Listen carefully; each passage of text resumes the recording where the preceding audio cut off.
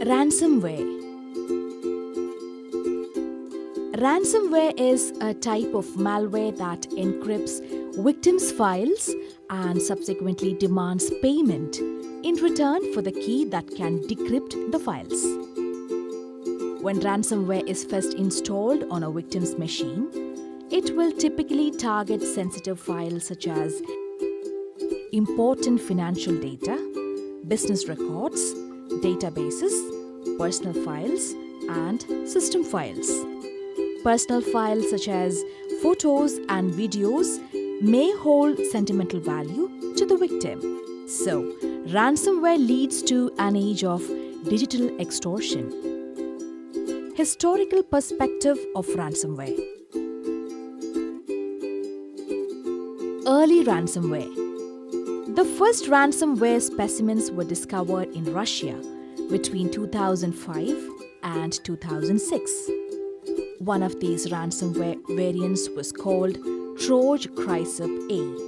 These were created by Russian organized criminals and aimed largely at Russian victims, as well as those living in countries like Belarus, Ukraine, and Kazakhstan.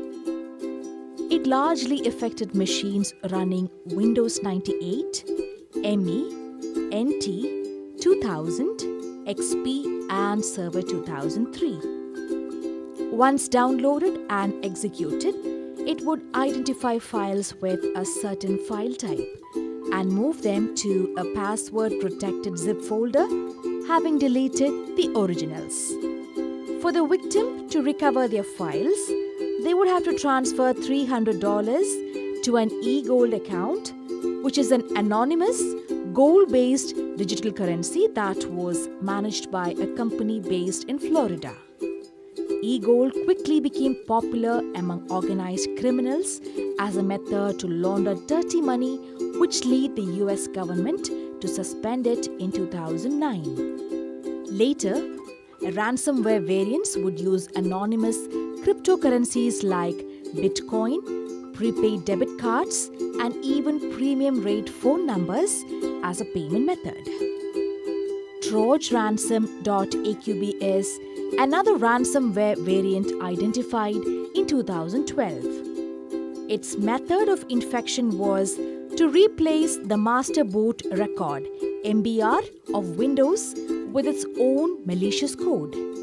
When the computer booted up, the user would see a message written in Russian which demanded the victim to pay the ransom. When paid, the victim would get a code which would allow them to restore their computer to normal. Police ransomware. During the first decade of 21st century, ransomware was increasingly recognized as a threat to international users. It became common to impersonate law enforcement in order to extract ransoms. They would accuse the victim of being involved with a crime like copyright infringement and say that their computer is under investigation and has been locked. Then, they would give the victim a choice. The victim could choose to pay a fine. This would drop the non-existent charges and return access to the computer. If the victim delayed, the fine would double. If the victim refused to pay entirely, the ransomware would threaten them with arrest, trial, and potential imprisonment. There are two main types of ransomware in circulation.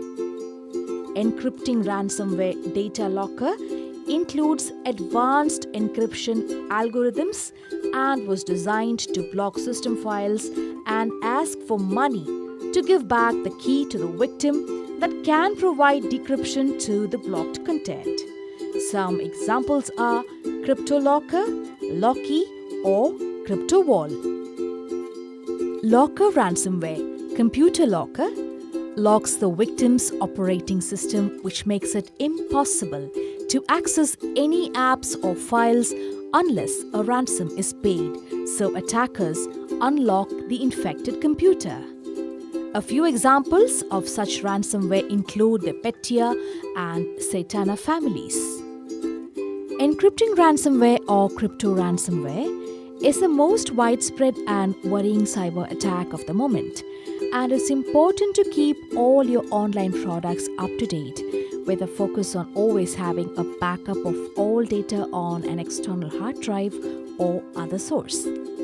Other types of ransomware you need to stay away from are Master Boot Record (MBR), Android mobile device ransomware, IoT ransomware, or ransomware encrypting web servers. All of these cyber threats can target anybody, anywhere, and anytime. So remember that awareness and prevention are the best precautions to safeguard your sensitive data. Wannacry and Petia, the most recent and popular cyber attacks. The Wannacry ransomware outbreak first attacked in May 2017 and affected hundreds of thousands of Windows-running computers in more than 100 countries that were running an outdated version of their operating system. It spread quickly by using the Eternal Blue exploit, which takes advantage of a Microsoft SMB vulnerability to rapidly propagate and infect computers. The recent Wannacry ransomware attack infected more than 2 lakhs computers in over 150 countries.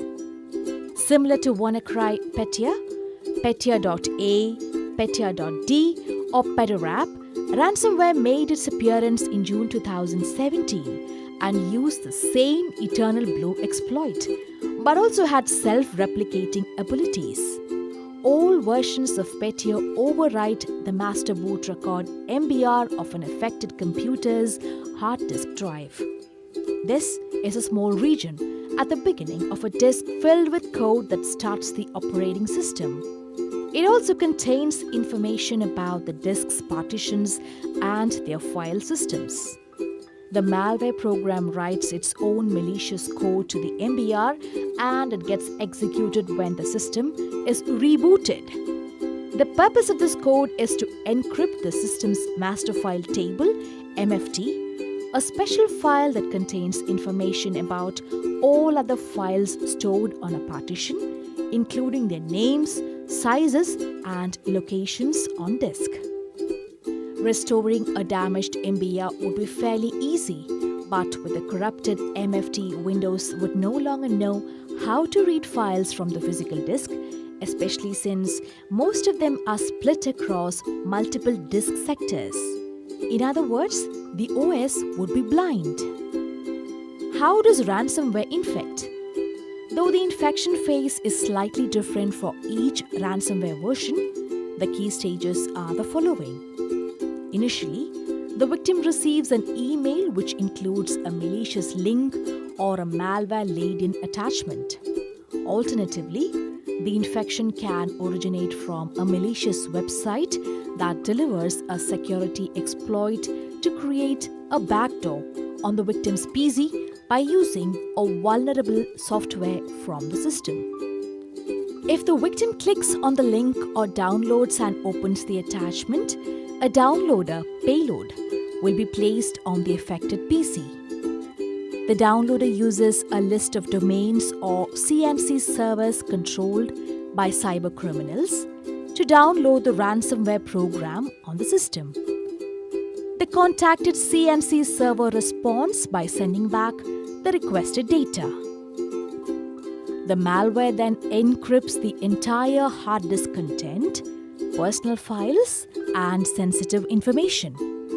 Everything, including data stored in cloud accounts, Google Drive, Dropbox synced on the PC. It can also encrypt data on other computers connected to the local network. A warning pops up on the screen with instructions on how to pay for the decryption key. Everything happens in just a few seconds, so victims are completely dumbstruck as they stare at the ransom note in disbelief. Measures taken to safeguard from ransomware. Back up your files.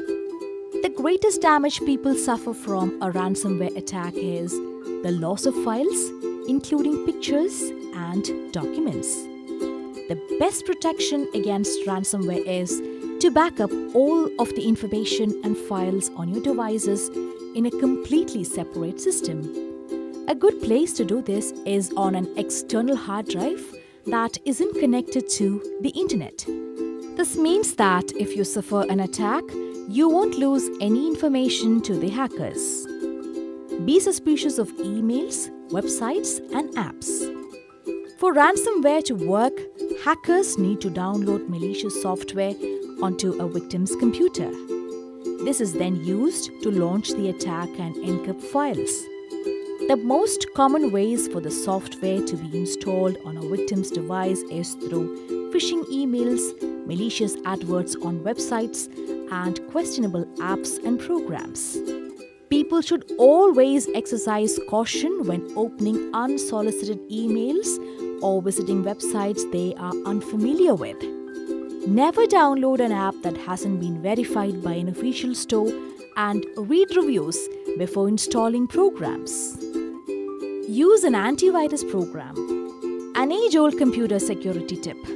Antivirus programs can stop ransomware from being downloaded onto computers and can find it when it is.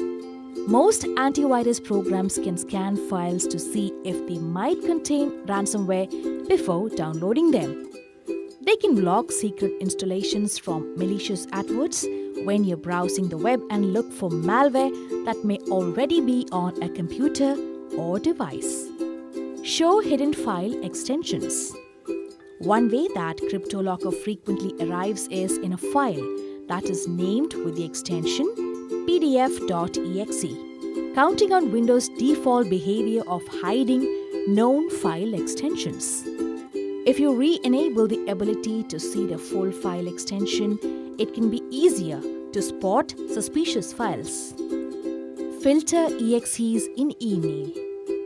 If your gateway mail scanner has the ability to filter files by extension, you may wish to deny mail sent with .exe files or to deny mail sent with files that have two file extensions, the last one being executable. .exe files in filter speak. If you do legitimately need to exchange executable files within your environment and are denying emails with .exe files, you can do so with zip files, password protected of course, or via cloud services. Disable files running from app data, local app data folders.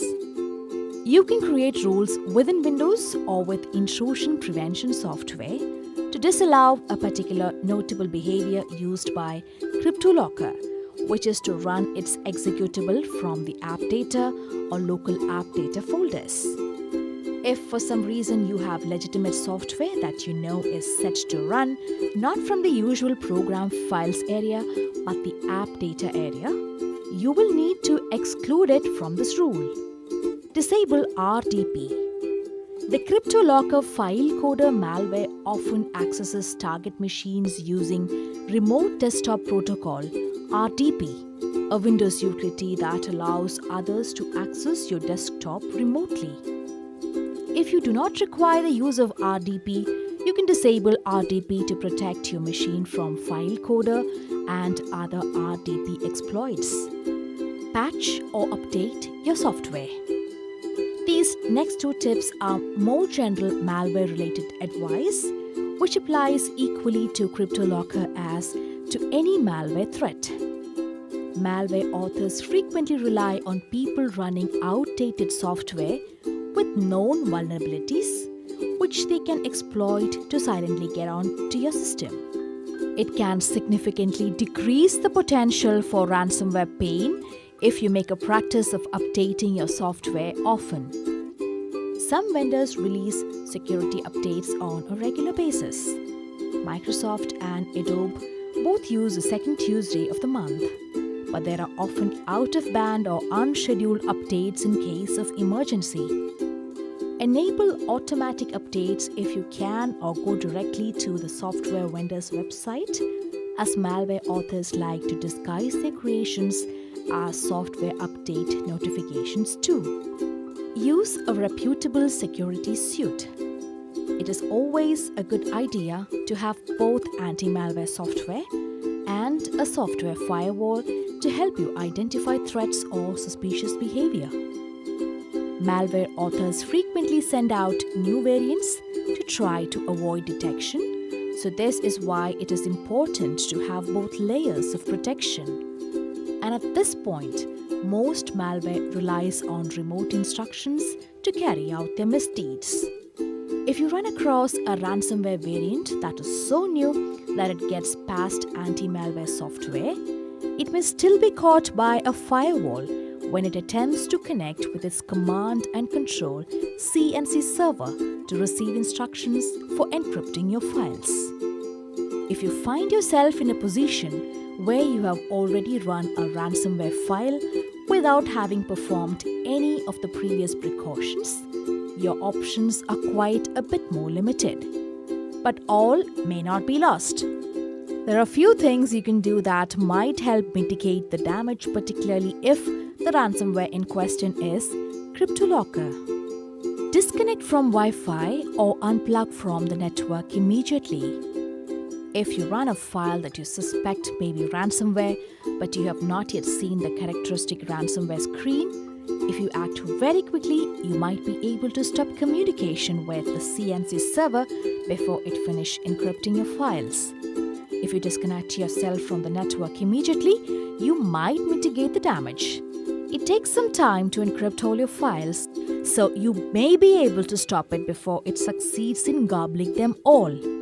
This technique is definitely not foolproof, and you might not be sufficiently lucky or be able to move more quickly than the malware, but disconnecting from the network may be better than doing nothing. Use System Restore to get back to a known clean state. If you have System Restore enabled on your Windows machine, you might be able to take your system back to a known clean state. But again, you have to outsmart the malware.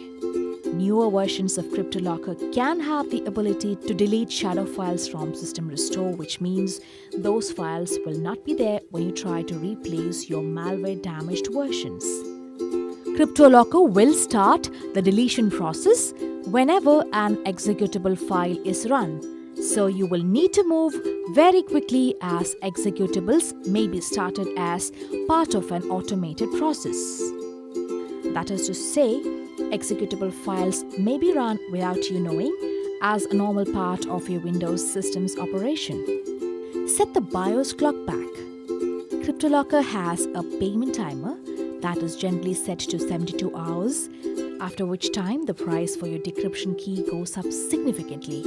The price may vary as Bitcoin has a fairly volatile value. At the time of writing, the initial price was 0.5 Bitcoin or $300, which then goes up to 4 Bitcoin. You can beat the clock somewhat by setting the BIOS clock back to a time before the 72-hour window is up. I give this advice reluctantly, as all it can do is to keep you from having to pay the higher price. And we strongly advise that you do not pay the ransom. Paying the criminals may get your data back, but there have been plenty of cases where the decryption key never arrived or where it failed to properly decrypt the files. Plus, it encourages criminal behavior. Ransoming anything is not a legitimate business practice, and the malware authors are under no obligation to do as promised. They can take your money and provide nothing in return because there is no backlash if the criminals fail to deliver. Always install updates. Companies often release software updates to fix vulnerabilities that can be exploited to install ransomware. It is therefore advisable to always download the newest version of a software as soon as it is available. Never pay the ransom. Victims of ransomware attacks are advised to never pay the fee as it encourages attackers and may not result in files being recovered. There are some programs that can help decrypt files, or if you have a backup, you can restore your device from that. Ransomware has some key characteristics that set it apart from other malware. It features unbreakable encryption, which means that you can't decrypt the files on your own. It has the ability to encrypt all kinds of files from documents to pictures, videos, audio files, and other things you may have on your PC. It can scramble your file names so you can't know which data was affected. This is one of the social engineering tricks used to confuse and coerce victims into paying the ransom. It will add a different extension to your files to sometimes signal a specific type of ransomware strain. It will display an image or a message that lets you know your data has been encrypted and that you have to pay a specific sum of money to get it back. It requests payment in bitcoins because this cryptocurrency cannot be tracked by cybersecurity researchers or law enforcement agencies. Usually, the ransom payments have a time limit to add another level of psychological constraint to this extortion scheme. Going over the deadline typically means that the ransom will increase, but it can also mean that the data will be destroyed and lost forever.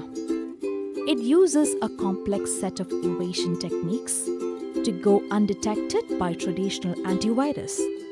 It often recruits the infected PCs into botnets.